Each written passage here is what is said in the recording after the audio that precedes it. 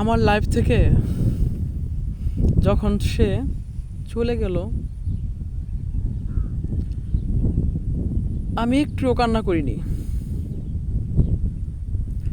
এক ফোঁটা চোখের পানিও আমার চোখ দিয়ে ঝরেনি।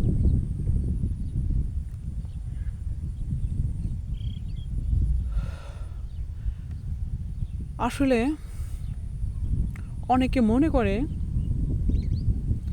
যে চোখের পানি দিয়েই হয়তো ভালোবাসার প্রকাশ। তো তার কাছে বা তাদের কাছে শুধু আমার একটা প্রশ্ন,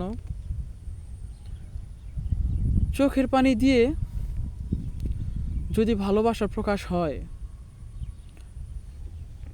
আমার এই একটা জনম কম পড়বে।